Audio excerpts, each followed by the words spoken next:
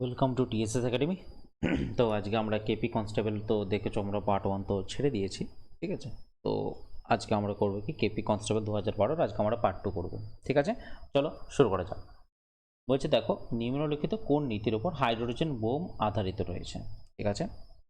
দেখো, যেটা তোমার হাইড্রোজেন বোম, সেটা মনে রাখবে নিউক্লিয় সংযোজনের থ্রু দিয়ে হয়, সংযোজনের থ্রু দিয়ে কিন্তু হয়।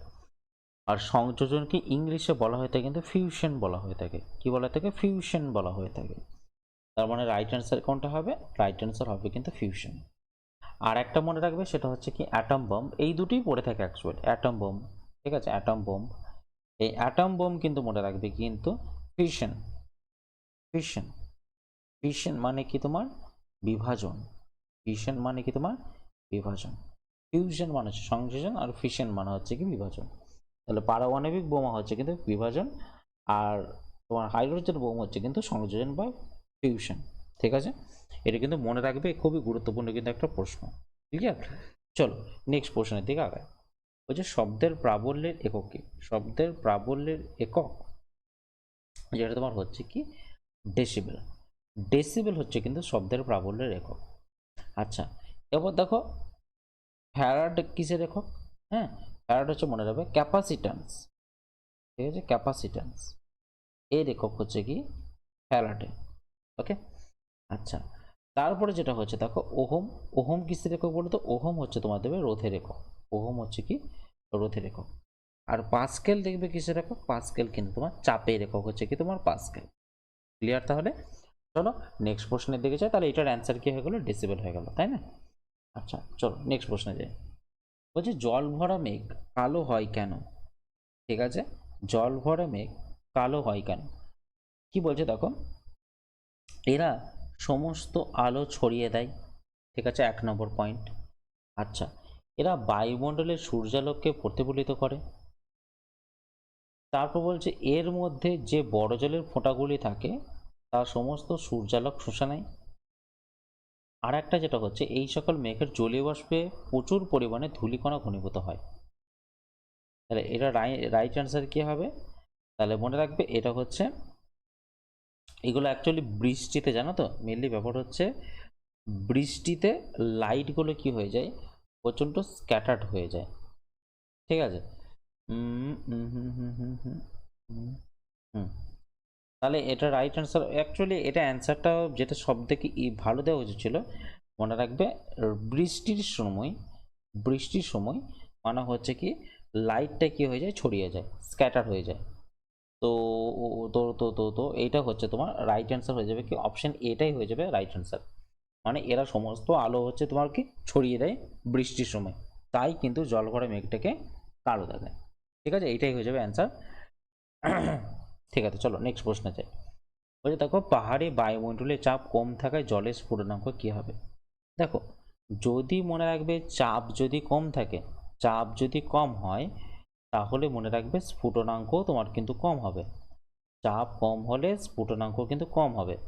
আর যদি তোমার চাপ বাড়ে, চাপ বাড়ে, তাহলে কিন্তু স্ফুটনাঙ্ক বাড়বে। যেমন তুমি যদি দার্জিলিংয়ে যদি যাও, তাহলে দেখো এখানে যদি তুমি এখানে মানে হচ্ছে কলকাতায় যদি তুমি থাকো, বা তুমি বর্ধমানে যদি থাকো, তুমি দেখবে তোমার জলটা কিন্তু 100 ডিগ্রি সেলসিয়াসে ফুটছে। কারণ কি এখানে তোমার চাপ কিন্তু আছে। কিন্তু আজকে তুমি যদি সিকিম চলে যাও, সিকিম কিন্তু অনেকটা উচ্চতাতে অবস্থিত কলকাতা থেকে। তো সিকিমে যদি যাও তুমি দেখবে দেখবে 90 ডিগ্রি সেলসিয়াসে হয়তো জল কিন্তু ফুটে যাচ্ছে। তাহলে কি জলের স্ফুটনাঙ্কটা 100 ডিগ্রি থেকে 90 ডিগ্রিতে চলে আসছে। তার মানে দেখো চাপটাও কমে গেছে সিকিমে গিয়ে, যেহেতু হাইট বেড়ে গেছে, তাই কি স্ফুটনাঙ্কটাও কমে গেছে।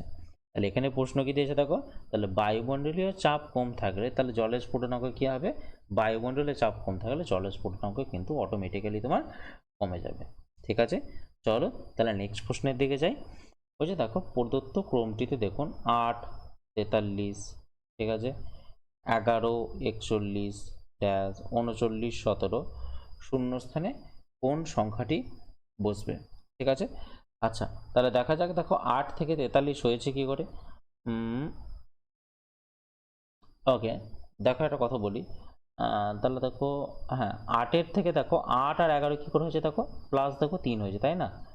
যে দেখো 43 থেকে 41 কি হয়েছে, দেখো আমি এরকম করে আবার লিখে, নাহলে এখানে এখানে বোঝা যাচ্ছে না। 8, ঠিক আছে, 43, 11, 41, ড্যাশ, 39 আর 17। তাহলে দেখো 8 থেকে 11 হচ্ছে মানে কি 3 যোগ হচ্ছে, আর 43 থেকে 41 হচ্ছে মানে কি তোমার দেখো 2 কিন্তু কম হচ্ছে। আবার দেখো 41 থেকে তুমি কোথায় গেছো, 41, তার মানে 41 থেকে দেখো আবার হয়েছে তোমার 39 হয়েছে, মানে কত হয়েছে, কমেছে 2 কম হয়েছে। তাহলে মানে কি এখানে 2 কমছে আর 3 করে বাড়ছে, তাহলে এই দুটো তোমার কি 3 করে তোমার বাড়বে এখানটা এক ঘর অন্তর অন্তর। তাহলে +3 যদি হয় 11 থেকে, তাহলে তোমার রাইট অ্যান্সার কত হয়ে যাবে, তোমার 14 হয়ে যাবে। বুঝতে পারছো? তাহলে রাইট অ্যান্সার কত যাবে, 14। দেখো 14 থেকে আবার দেখো 3 যোগ হয়ে দেখো তোমার কিন্তু 17 হয়ে গেছে। তাহলে রাইট অ্যান্সার কি চলে আসবে, রাইট অ্যান্সার হচ্ছে অপশন 2, 14। ঠিক আছে, চলো নেক্সট প্রশ্নের দিকে যাই। বলছে এই ক্রমটি পরবর্তীতে কি বসবে, FAG, GAF, HAI, IAH। তাহলে চলো একবার লিখে নিই একবার, FAG, GAF, HAI, IAH। ওকে, এরপর দেখো একটা কথা বলি, দেখো এখানে দেখো অ্যাকচুয়ালি উল্টো পাল্টা হয়েছে। দেখো ফ্যাগ যেটা হয় এটাকে পুরোপুরি উল্টো লিখেছে, দেখো GAF লিখেছে, দেখো এরকমভাবে HAIটাকে লিখেছে IAH, পুরোপুরি উল্টে দিয়েছে। তাহলে সেরকমভাবেই দেখো কি বসবে দেখো, তাহলে F, তাহলে দেখো এখানে পড়েছে তো প্রথম FGHI, তাহলে এরপর কি দিয়ে শুরু হবে, তোমার কনফার্ম কিন্তু J দিয়ে শুরু হবে, তাই না, J দিয়ে শুরু হবে। তাহলে যদি J দিয়ে যদি শুরু হয়, তাহলে দেখো মাঝখানে কিন্তু সবারই কিন্তু A আছে, তাহলে J এর উপর কনফার্ম তোমার A হবে, তাই না। আচ্ছা, তারপরে দেখো কিভাবে কমপ্লিট হচ্ছে, দেখো IGHI, তাহলে দেখো F এর পরে তোমার G হচ্ছে, তাই না, H এর পরে কিন্তু I হচ্ছে, তাই তো, H এর পরে তোমার I আসছে।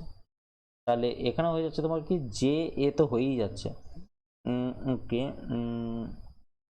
হুম হুম হুম হুম হুম হুম তাহলে দেখো জি এর পরে তোমার এদিকে এফ হচ্ছে, F G, G, F G, A E F, G H, I, J K হয়ে যাবে তোমার এটা, ঠিক আছে, এটা রাইট অ্যান্সার কি হয়ে যাবে, কে হয়ে যাবে এটা। তাহলে দেখো জে এ কে চলে আসবে কিন্তু তোমার এখানে রাইট অ্যান্সার। ওকে, বুঝতে পেরেছো? ওকে, চলো, তো দেখো অপশন এটা চলে আসবে তোমার কিন্তু একদম রাইট অ্যান্সার। চলো, বলছে দেখো কোনো কিছুকে আঘাত না করে বাদুড় রাত্রে উঠতে পারে কেন, কারণ হচ্ছে কি একটা তিনি আল্ট্রাসনিক সাউন্ড ব্যবহার করা হয়, আল্ট্রাসনিক সাউন্ড ব্যবহার করে সেই জন্য। তাহলে কি এরা নিজেদের সৃষ্ট অতিসনক তরঙ্গ দ্বারা পরিচালিত কিন্তু হয়ে থাকে। ঠিক আছে, চলো নেক্সট প্রশ্নে যাই। বলছে এটি এক অশ্বশক্তি কত ওয়াটের সমান, অবশ্যই জানো এটা হচ্ছে কি 746 ওয়াটের কিন্তু সমান। এক অশ্বশক্তি মানে কত, 746 ওয়াট। ক্লিয়ার, চলো তারপর দেখো নিচের কোন দুটি জোড়া যথাযথ নয়, নিচের কোন দুটি জোড়া যথাযথ কিন্তু নয়। দেখো রাইট অ্যান্সার কি হবে তোমার, তুঙ্গভদ্রা। রাইট অ্যান্সার কি হয়ে যাবে, তুঙ্গভদ্রা। তুঙ্গভদ্রা কিন্তু মহারাষ্ট্রের নয়, মানে তুঙ্গভদ্রা অ্যাকচুয়ালি যেটা হচ্ছে তোমার কর্ণাটকা, বাকিগুলো ঠিক আছে, বাকিগুলো তো সেরকম কিছু বলার পড়ে না, তাই না। কর্ণাটকা, তেলেঙ্গানা এবং অন্ধ্রপ্রদেশ, কর্ণাটকা, তেলেঙ্গানা এবং কি অন্ধ্রপ্রদেশ, কর্ণাটকা, তেলেঙ্গানা এবং অন্ধ্রপ্রদেশ, এই তিনটি এলাকা জুড়ে কিন্তু রয়েছে। তাহলে কাঁকড়াপাড়া হচ্ছে গুজরাট, হীরাকুন্দ হচ্ছে উড়িষ্যা এবং মেদিনীপুর হচ্ছে কি তামিলনাড়ু। ঠিক আছে, তাহলে তুঙ্গভদ্রাটা তোমরা একটু খাতায় কিন্তু নোট ডাউন করে নিও। ঠিক আছে, চলো নেক্সট প্রশ্নের দিকে যাই তাহলে। বলছে দেখো সংসদের গুরুত্বপূর্ণ কাজ কোনটি, সংসদের গুরুত্বপূর্ণ কাজ কোনটি, অবশ্যই রাইট অ্যান্সার হচ্ছে তোমার আইন প্রণয়ন করা। আইন প্রণয়ন করা হচ্ছে কিন্তু সংসদের গুরুত্বপূর্ণ কাজ। এবার দেখো এই পার্লামেন্ট কত নম্বর আর্টিকেল আসে বলো তো, এটা কিন্তু পরীক্ষায় পড়ে থাকে। পার্লামেন্ট কিন্তু মনে রাখবে 79 নম্বর আর্টিকেলে কিন্তু পার্লামেন্ট তোমার এসে থাকে। এরপরে তোমাদের একটা পরীক্ষায় প্রশ্ন করতে পারে যে পার্লামেন্ট কি কি নিয়ে গঠিত, পার্লামেন্ট কি কি নিয়ে গঠিত তোমার পার্লামেন্ট। তাহলে বলবে লোকসভা, কি নিয়ে বলবে, লোকসভা, রাজ্যসভা, রাজ্যসভা, আর একটা তোমার হচ্ছে কি president of India, president of India হচ্ছে এই পার্লামেন্টের কিন্তু অংশ। ঠিক আছে, তাহলে লোকসভা, রাজ্যসভা আর কি প্রেসিডেন্ট অফ ইন্ডিয়া। ঠিক আছে, চলো নেক্সট প্রশ্নে যাই। বলছে কোন রাজ্যের বিধানসভার সদস্য সংখ্যা সর্বাধিক? ঠিক আছে, সদস্য সংখ্যা সর্বাধিক, তাহলে হচ্ছে মনে রাখবে এটা রাইট অ্যান্সার হচ্ছে কি উত্তরপ্রদেশ। ঠিক আছে, রাইট অ্যান্সার হচ্ছে কি উত্তরপ্রদেশ। হ্যাঁ, এবার দেখো তাহলে উত্তরপ্রদেশে কতগুলো মেম্বার আছে সেটা মনে রাখবে, 403টে কিন্তু মেম্বার। ঠিক আছে, উত্তরপ্রদেশের।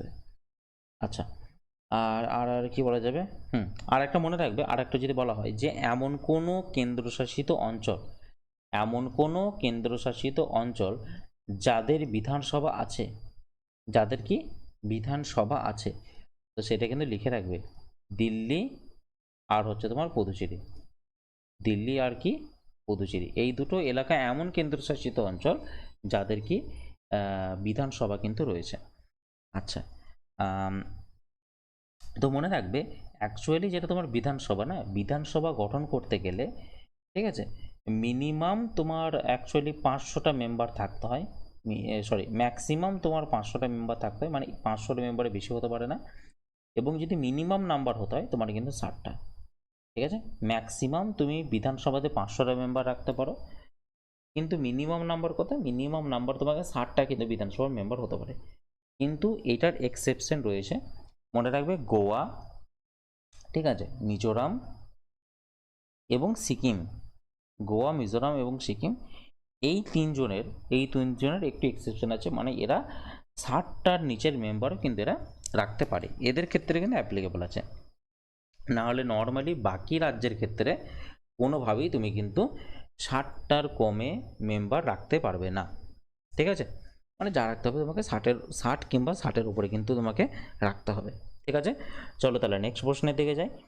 বলছে দেখো ভারতীয় সংবিধানের মৌলিক অধিকারগুলি কোথায় উল্লেখ রয়েছে? দেখো মৌলিক অধিকারগুলো উল্লেখ রয়েছে কিন্তু তোমার পার্ট 3-তে উল্লেখ রয়েছে, যেটা কি আর্টিকেল 12 থেকে আর্টিকেল 35 অবধি তোমার কিন্তু এক্সপ্লেন করে দেওয়া রয়েছে। ঠিক আছে, আচ্ছা এবার দেখো পার্ট 4-এতে কি রয়েছে, পার্ট 4-এতে মনে রাখবে নির্দেশাত্মকমূলক নীতি রয়েছে, নির্দেশাত্মকমূলক নীতি রয়েছে, বা যেটাকে আমরা ডিপিএসপি বলে থাকি, ডিপিএসপি বলে থাকি, বা directive principles of state policy বলে থাকি। আচ্ছা, প্রস্তাবনাটা কি বলতো, প্রস্তাবনা মনে রাখবে আমাদের সংবিধানের রিফ্লেকশন বলা হয়ে থাকে, কি বলা থাকে, সংবিধানের রিফ্লেকশন বলা হয়ে থাকে, কাকে, প্রস্তাবনাকে কিন্তু বলা হয়ে থাকে। তো এরপরে যদি বলা হয় প্রস্তাবনা কোন দেশকে অনুসারে নেওয়া হয়ে থাকে, তাহলে মনে রাখবে আমেরিকান কনস্টিটিউশনকে মানে তোমার হচ্ছে ফলো করে আমরা কিন্তু প্রস্তাবনা নিয়ে আসি। ঠিক আছে, কিন্তু যদি বলা হয় যে প্রস্তাবনার ভাষা কোথা থেকে নেওয়া হয়েছে, তাহলে এটা মনে রাখবে প্রস্তাবনার ভাষা নেওয়া হয়েছে কিন্তু অস্ট্রেলিয়া থেকে, প্রস্তাবনার ভাষা নেওয়া হয়েছে কিন্তু অস্ট্রেলিয়া থেকে কিন্তু নেওয়া হয়েছে। ঠিক আছে, আচ্ছা চলো তাহলে নেক্সট প্রশ্নের দিকে যাই। আচ্ছা আচ্ছা আচ্ছা আচ্ছা, হ্যাঁ, হুম হুম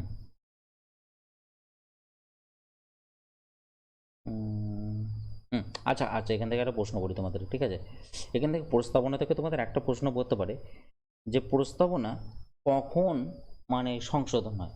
প্রস্তাবনা কিন্তু একবারই সংশোধন হয়েছিল, সেটা মনে রাখবে 42তম, ঠিক আছে, 42nd অ্যামেন্ডমেন্ট অ্যাক্ট কত সালে, 1976-তে।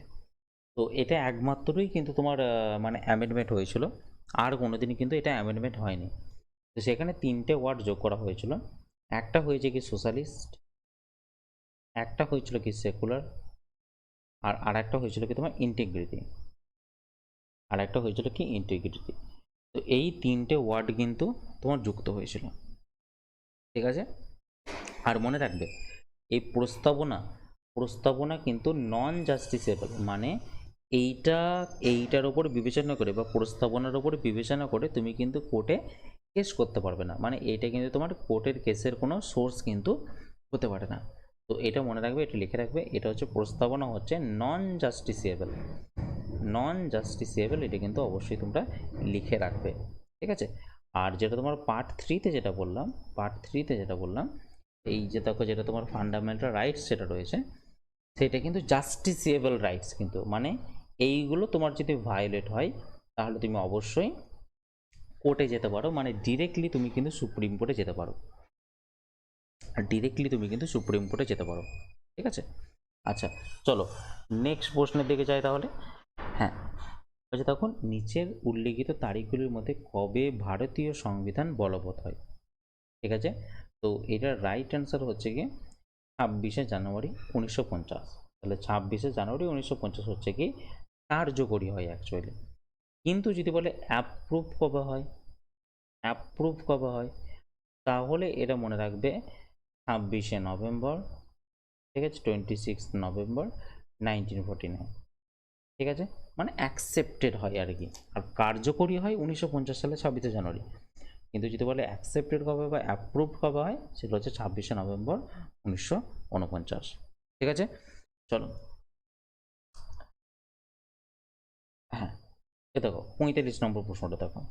ঠিক আছে, বলছে দেখো দুটি সংখ্যার যোগফল হচ্ছে 32, তাদের একটি যদি 36 হয়, যদি -36 হয়, তবে অপর সংখ্যাটি তাহলে কত? তাহলে দেখো, হ্যাঁ, তাহলে দেখো দুটি সংখ্যার যোগফল হচ্ছে 32, তার মানে কি x প্লাস ওয়াই সমান কত তোমার 32।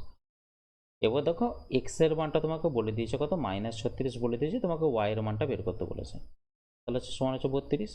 তাহলে দেখো y যদি বের করতে, তাহলে কি -36টাকে সমানের দিকে নিয়ে যেতে হবে, তাহলে -36 যদি সমানের দিকে যায় তাহলে +36 হয়ে যাবে, তাহলে 32 + 36 সমান কত দেবে 68। তাহলে 68 চলে আসবে কিন্তু রাইট অ্যান্সার, মানে কি অপশন 4 চলে আসবে, অপশন কিন্তু সি কেউ করে দিও না। ঠিক আছে, চলো তারপরে দেখো বলছে একটি গাড়ি প্রতি ঘন্টায় 30 কিলোমিটার গতিবেগে 1 কিলোমিটার যায়। ওকে, তারপরে 40 কিলোমিটার প্রতি ঘন্টা গতিবেগে আরও 1 কিলোমিটার যায়, তাহলে 2 কিলোমিটারের জন্য তার গড় গতিবেগ তাহলে তার কত? ঠিক আছে, তাহলে আমাদেরকে এখানে প্রথমে যেটা করতে হবে তাদের অ্যাকচুয়ালি যে এই যে 1 কিলোমিটার যেটা গেছে সেটা যেতে তার কত সময় লেগেছে। ঠিক আছে, আচ্ছা আম,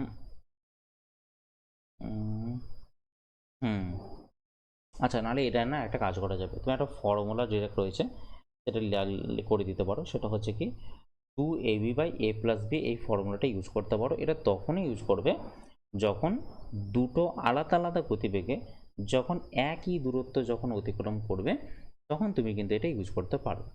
যেমন দেখো 2ab মানে কি 2 গুণিত a এর মান হচ্ছে তোমার এখানে 30, b এর মান কত হচ্ছে তোমার, b এর মান হচ্ছে 40, আর এদিকে দেখো 30 প্লাস কত হয়ে যাবে তোমার 40, 30 প্লাস কত 40। তাহলে দেখো ওপরে কত হচ্ছে দেখো 4 3 12, 12 দুগুণে কত 24, তাহলে 24-এর গায়ে তোমার দুটো শূন্য, আর 30 আর 40 কত হবে, 30 আর 40 হচ্ছে তোমার এখানে 70, তাহলে দেখো 0 0 কাটো, মানে 240 বাই কত হচ্ছে 240 বাই তোমার 7। এবার 240কে তাহলে ভাগ করে দেখো, তাহলে দেখো 7 3 কত হচ্ছে তোমার 21, 3 দেখো 7 4 কত হচ্ছে তোমার 28, তাহলে 2, তাহলে দেখো 34 পূর্ণ 2/7 চলে আসছে তোমার কিন্তু এক্স্যাক্টলি রাইট অ্যান্সার।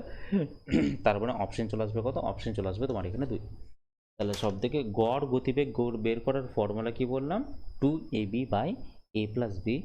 তুমি তখনই এই ফর্মুলাটা ইউজ করবে যখন দেখবে দুজনের দূরত্বটা সেম রয়েছে। ঠিক আছে, গতিবেগ আলাদা হোক কোনো অসুবিধা নেই, কিন্তু তোমার দূরত্ব কিন্তু সেম থাকতে হবে, এটা কিন্তু মাথায় রেখো। ঠিক আছে, আচ্ছা চলো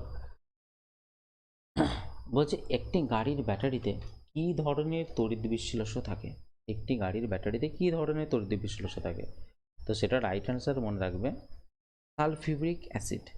তাহলে দেখো অপশন 3 চলে এলো তোমার কিন্তু রাইট অ্যান্সার। এই সালফিউরিক অ্যাসিডকে বলা হয়ে থাকে কি অয়েল অফ ভিট্রিয়ল বলা হয়ে থাকে, অয়েল অফ ভিট্রিয়ল বলা হয়ে থাকে, যেটাকে আমরা সাংকেতিক চিহ্ন হিসাবে H2SO4 কিন্তু লিখে থাকি। ঠিক আছে, আচ্ছা নাইট্রিক অ্যাসিড যেটা হচ্ছে কি নাইট্রিক অ্যাসিডের সংকেত কি HNO3। ঠিক আছে, এবং মনে রাখবে এটাকে আমরা কি বলে থাকি অ্যাকুয়া ফর্টিস বলে থাকি, অ্যাকুয়া ফর্টিস আমরা কিন্তু বলে থাকি।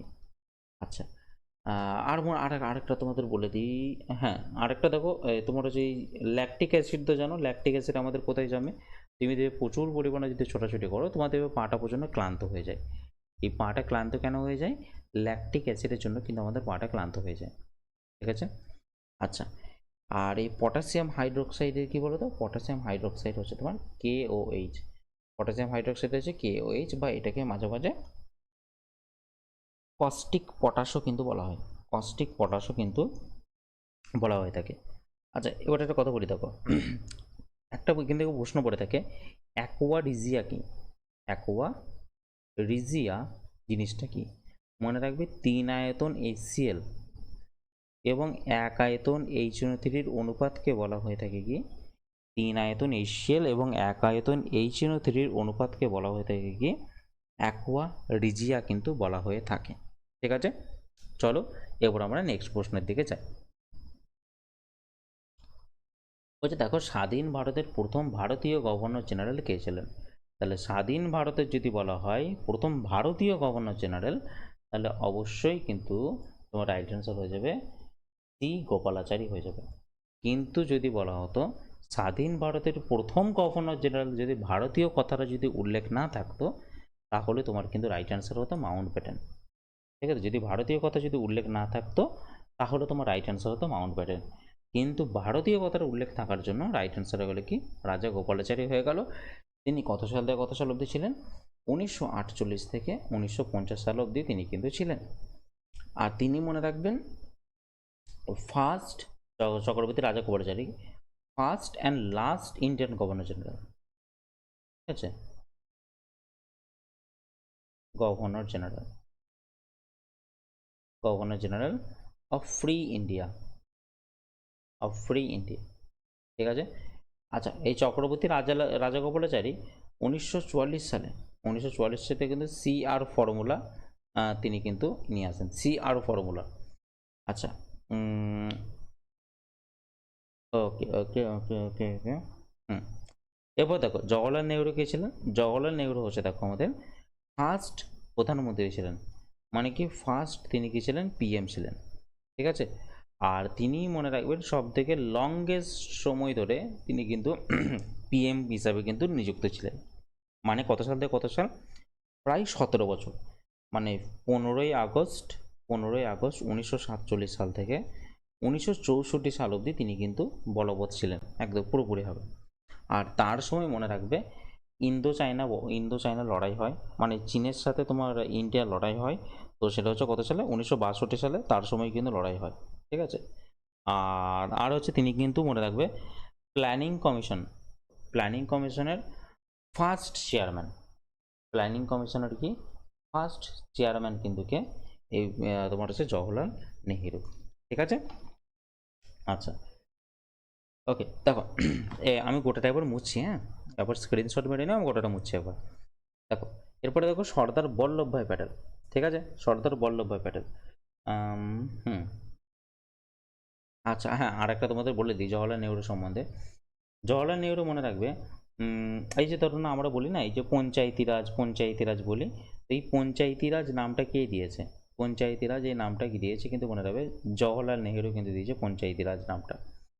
আচ্ছা এবার যদি বলে তার মৃত্যুস্থল কোথায়, মানে তাকে কোথায় দাহ করা হয়েছিল, তাহলে মনে রাখবে শান্তিবানাতে। কোথায়? শান্তিবান, এই জায়গাটাতে তাকে কিন্তু দাহ করা হয়েছিল। আচ্ছা এরপরে দেখো বল্লভভাই প্যাটেল। বল্লভভাই প্যাটেল কি? বল্লভভাই প্যাটেল হচ্ছে তিনি কিন্তু ফার্স্ট ডেপুটি প্রাইম মিনিস্টার ছিলেন।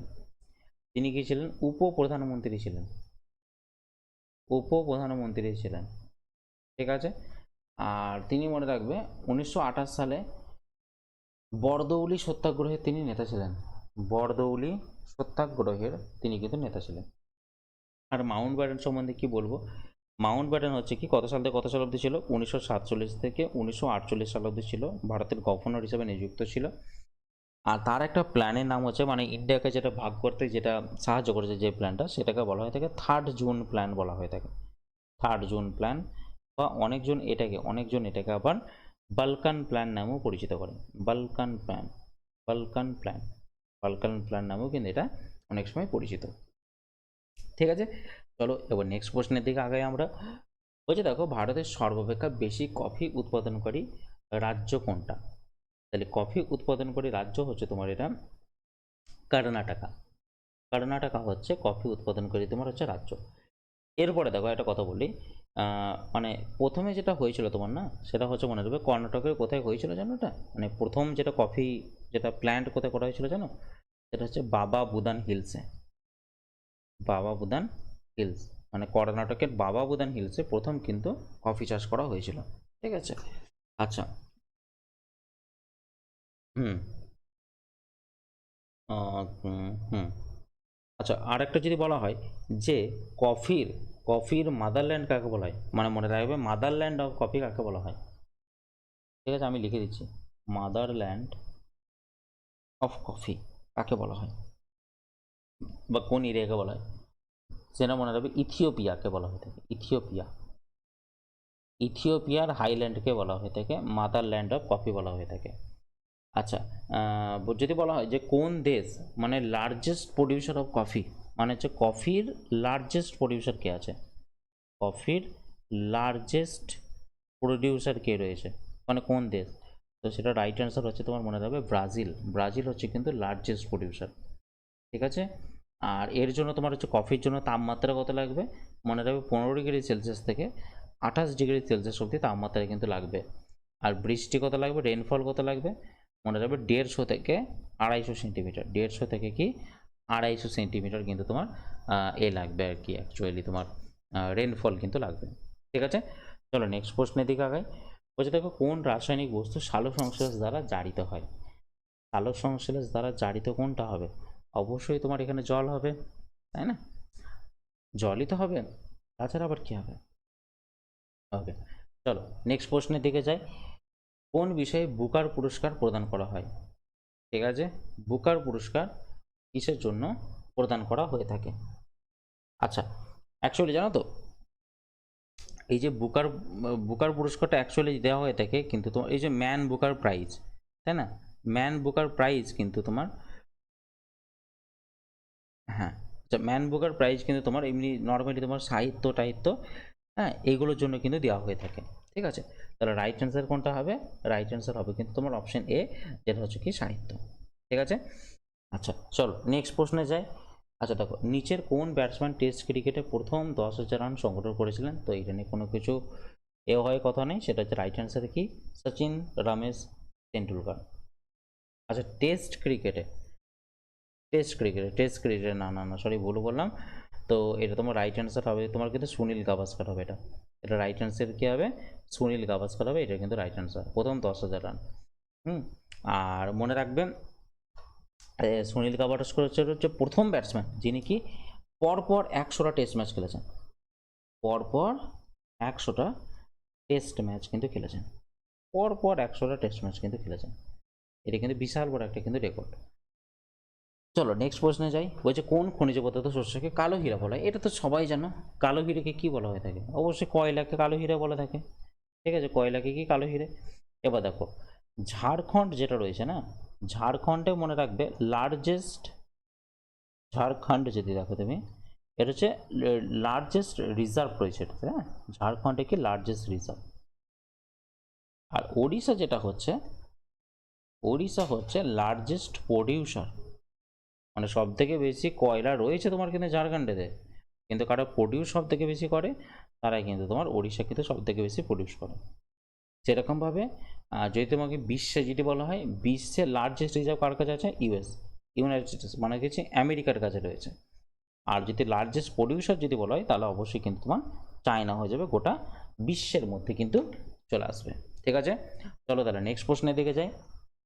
ওই যে দেখো রামকৃষ্ণ পরমহংস কোন স্থানের সাথে যুক্ত ছিলেন। সবাই জানো এটা, দক্ষিণেশ্বর তো জানোই এটা, তো এটা নিয়ে কোনো কিছু বলার কিছু নেই আমার, তাই না। চলো, সৌরজগতের সব থেকে বড় গ্রহ কোনটি, অবশ্যই জানো কোনটা, বৃহস্পতি হচ্ছে সব থেকে বড় গ্রহ।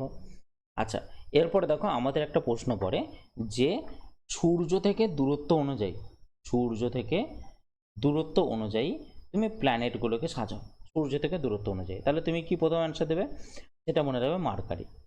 ঠিক আছে, মার্কারি মানে হচ্ছে কি বুধ, বুধ হচ্ছে সূর্যের সব থেকে কাছের গ্রহ। তারপরে হচ্ছে কি ভেনাস, ভেনাস মানে হচ্ছে শুক্র। তারপরে তোমার আছে কি পৃথিবী, তারপরে আছে তোমার মঙ্গল মার্স, তারপরে মার্সের পরে কি আছে তোমার জুপিটার, মার্সের পরে কি আছে জুপিটার, তারপরে আছে তোমার কি শনি স্যাটার্ন, তারপর আছে কি তোমার ইউরেনাস, তারপরে আছে তোমার হচ্ছে কি নেপচুন, নেপচুন। ঠিক আছে, তো এগুলো হচ্ছে সূর্য থেকে দূরত্ব অনুযায়ী, এগুলো সব কিছু কিন্তু পরপর পরপর করে রয়েছে। আর মনে রাখবে মঙ্গল গ্রহকে কিন্তু লাল গ্রহ বলা হয়ে থাকে, লাল গ্রহ কিন্তু বলা হয়ে থাকে, পৃথিবীকে নীল গ্রহ কিন্তু বলা হয়ে থাকে। ঠিক আছে। আচ্ছা, আর একটা মনে রাখবে, মার্স এবং জুপিটারের মাঝখানে, মার্স ও জুপিটারের মাঝখানে অ্যাস্টেরয়েড বেল্ট দেখা যায়। কি বলা যায়? অ্যাস্টেরয়েড বেল্ট দেখা যায়, বেল্ট, ASTERIOD, অ্যাস্টেরয়েড বেল্ট কিন্তু দেখা যায় মঙ্গল আর জুপিটারের মাঝখানে, বা মঙ্গল আর বৃহস্পতির মাঝখানে। চলো, বলছে ব্রহ্ম সমাজের প্রতিষ্ঠাতা কে ছিলেন? না, আরো কয়েকটা তোমাদেরকে এখানে বলে দিই একবার, গুরুত্বপূর্ণ কয়েকটা জিনিস আছে। আর দাঁড়াও একবার হোল্ড করো। দেখো, আমি যদি তোমাকে বলি যে কয়েকটাকে টেরিস্ট্রিয়াল প্ল্যানেট, টেরিস্ট্রিয়াল প্ল্যানেট মানে কি, যেগুলো অ্যাকচুয়ালি তোমার হচ্ছে রক দ্বারা গঠিত, যেসব প্ল্যানেটগুলো কি রক দ্বারা গঠিত, সেগুলোকে বলা হয় টেরিস্ট্রিয়াল প্ল্যানেট। ঠিক আছে।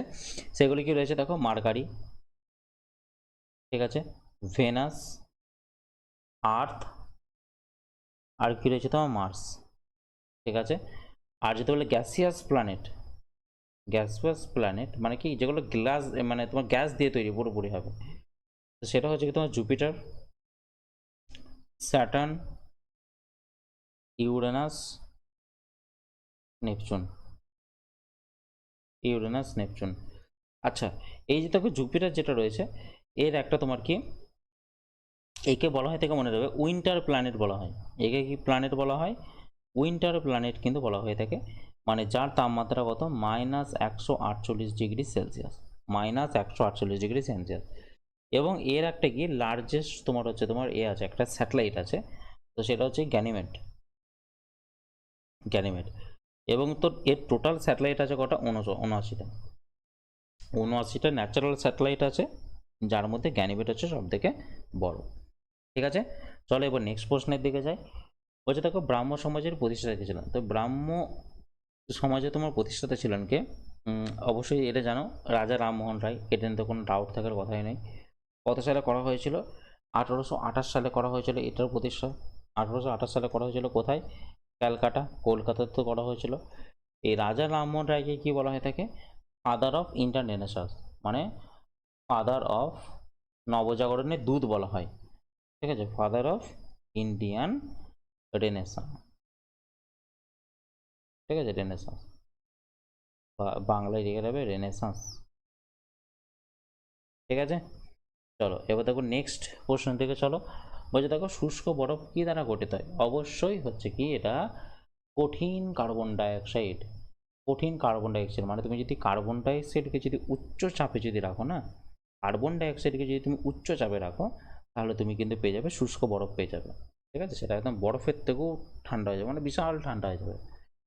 চলো এবার দেখো ফাউন্টেন পেনের আবিষ্কারক কে হলেন? তো ফাউন্টেন পেনের আবিষ্কারক হচ্ছেন কি ওয়াটারম্যান। ঠিক আছে, লুইস ওয়াটারম্যান হচ্ছে কি তোমার ফাউন্টেন পেনের আবিষ্কারক। সিভি রমন কি? সিভি রমন মনে রাখবে স্ক্যাটারিং লাইট। ঠিক আছে, আলোর বিচ্ছুরণ, স্ক্যাটারিং লাইট, আলোর বিচ্ছুরণের তিনি হচ্ছেন কি আবিষ্কারক। আচ্ছা, আর যেটা তোমার হচ্ছে ভেনেভার বুশ যেটা রয়েছে, তিনি ছিলেন একজন মনে রাখবেন তোমার হচ্ছে ইলেকট্রিক্যাল ইঞ্জিনিয়ার ছিলেন একজন। এটা বিশাল কিছু ইম্পর্টেন্ট না, ইলেকট্রিক্যাল ইঞ্জিনিয়ার। ঠিক আছে। আর গ্রাহাম বেল তো জানো টেলিফোন, টেলিফোন আবিষ্কারক। ঠিক আছে। তো চলো তাহলে কেপি কনস্টেবলের এই টোটাল আমাদের 60টা প্রশ্নই ছিল। ঠিক আছে, তো আবার দেখা হবে কেপি কনস্টেবলের নেক্সট তোমাদের মানে চ্যাপ্টার নিয়ে শুরু করবো আমি। ঠিক আছে, চলো তাহলে আজকের জন্য আপাতত টাটা বাই বাই, আবার দেখা হবে তোমাদের সাথে নেক্সট